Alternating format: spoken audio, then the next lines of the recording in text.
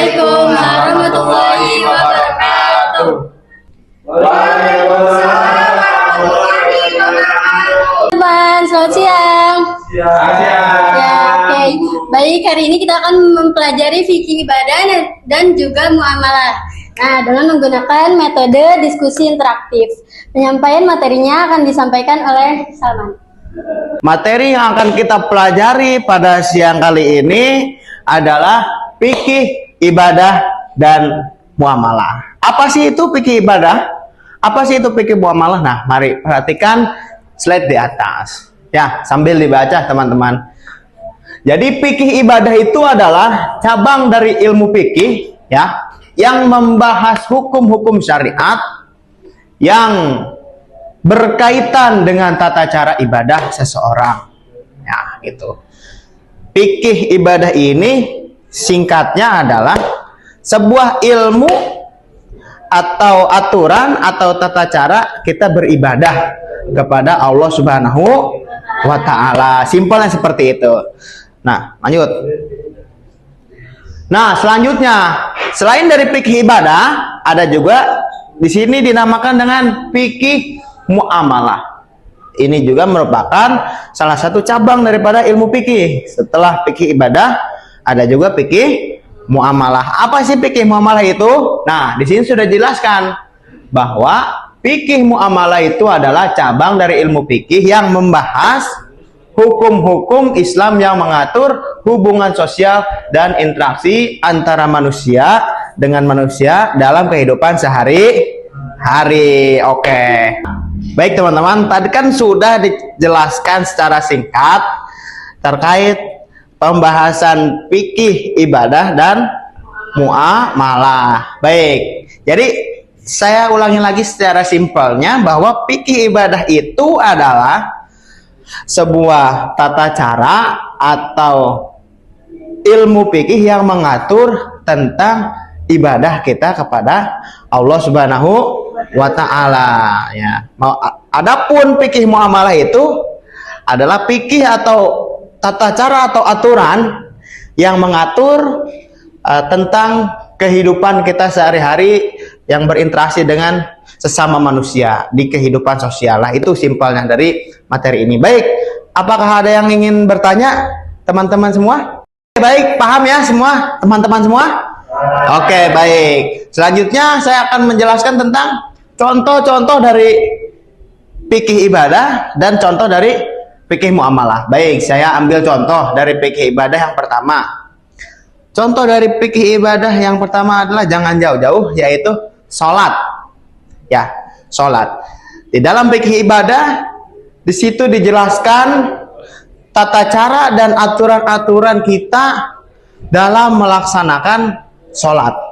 Ya, sebelum itu juga ada apa itu berwudu. Nah, di situ juga dijelaskan tata cara dan aturan-aturan berwudu dari mulai niat sampai membasuh kaki, itu kan, sampai berdoa lagi setelah wudu. Dilanjut dengan sholat, dijelaskan juga dan diatur juga di dalam fikih ibadah itu. Maupun puasa, zakat, haji sebagainya. Nah, itu masuk ke dalam contoh daripada fikih ibadah. Nah, tadi sudah jelaskan tentang contoh dari fikih ibadah. Sekarang contoh dari fikih muamalah. Nah, apa saja? Ini yang sering ada di kehidupan kita. Yang pertama, jual beli. Itu. Yang kedua, pinjam meminjam. Ya. Yang ketiga, gadai. Gadai atau penggadaian itu masuk ke dalam contoh dari fikih muamalah. Ya, paham semua? Paham? Baik, teman-teman semua, sesi selanjutnya adalah sesi diskusi. Ya, jadi diharapkan kepada seluruh teman-teman untuk aktif dalam diskusi ini, interaksi satu sama lain. Nah, diskusi ini akan dipandu oleh Ibu Ziyadatul Mufidah. Kepadanya dipersilahkan. Oke, baik teman-teman. Tadi telah dijelaskan oleh Bapak Salman terkait fikih ibadah dan juga fikih muamalah. Nah, sekarang saya akan memandu kalian teman-teman untuk berdiskusi, yang mana nanti saya akan membagi kalian menjadi dua kelompok yang akan menganalisis atau menyelesaikan kasus dalam kehidupan nyata. Nah, tugas kalian adalah yang pertama, nanti kalian akan mengelompokkan bahwa apakah kasus ini termasuk di dalam fikih ibadah, apakah atau di fikih muamalah. Kemudian yang kedua yaitu jelaskan alasannya kenapa masuk ke dalam fikih ibadah atau ke fikih muamalah. Kemudian yang ketiga yaitu sebutkan nilai-nilai Islam yang terkandung dalam kasus yang nanti akan saya jelaskan. Sekarang saya akan membagi kelompok, yaitu yang kelompok 1 yaitu Divya dan juga Usama, kelompok 2 Dimas dan juga Rizky. Pertama yaitu seorang remaja yang yang dia itu berhutang kepada temannya, kemudian dia membayarnya dengan cara mencicil. Nah, kemudian kasus yang kedua yaitu seorang anak remaja yang rajin sekali pergi ke masjid untuk sholat tarawih pada saat bulan Ramadan. Sebelum kita berdiskusi, alangkah baiknya kita melihat video yang ada di layar dulu ya.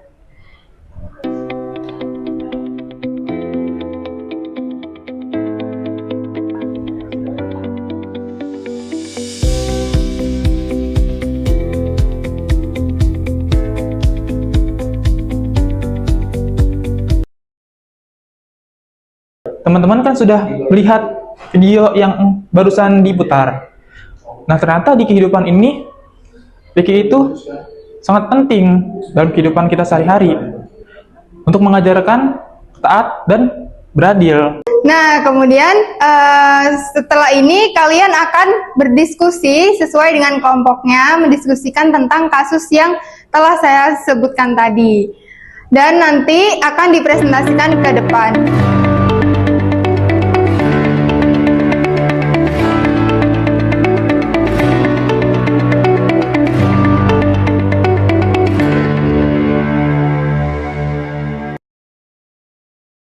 Sesi diskusi telah selesai dan sekarang waktunya teman-teman untuk maju mempresentasikan apa yang telah didiskusikan tadi oleh bersama teman-temannya.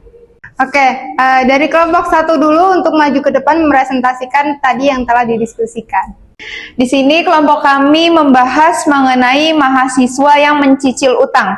Nah, itu masuk ke dalam fikih muamalah karena masih mencakup dengan ekonomi dan sosial. Nilai Islamnya adalah kejujuran, amanah, dan tanggung jawab. Oke, cukup sekian. Terima kasih. Oke, bagus kelompok 1. Sekarang yaitu kelompok 2 untuk maju mempresentasikan apa yang telah didiskusikan.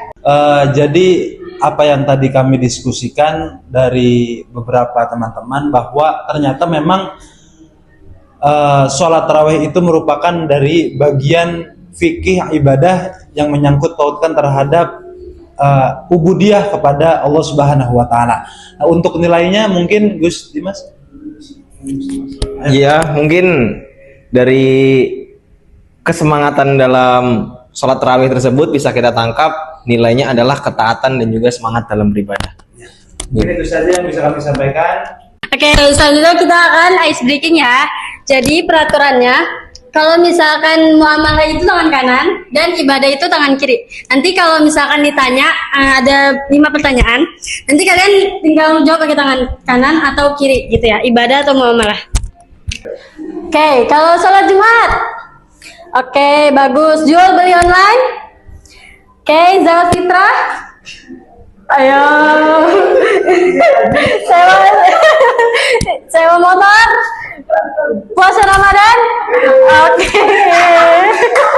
Alhamdulillah, semoga dengan cara belajar ini kalian bisa semangat atau makin semangat dalam mempelajari dan memahami Islam dengan benar dan juga menyenangkan. Dengan beribadah mendekatkan diri kita kepada Allah Subhanahu wa taala dan muamalah jadikan kita adil dalam bermasyarakat. Nah, jangan lupa seimbangkan kedua fikih tersebut, yakni ibadah dan juga muamalah dalam kehidupan kita sehari-hari. Metode diskusi yang menyenangkan menjadikan siswa semangat dan senang dalam belajar. Yuk, kita menjadi guru yang kreatif dalam menyampaikan pelajaran. Sekian dari kami. Wassalamualaikum warahmatullahi wabarakatuh.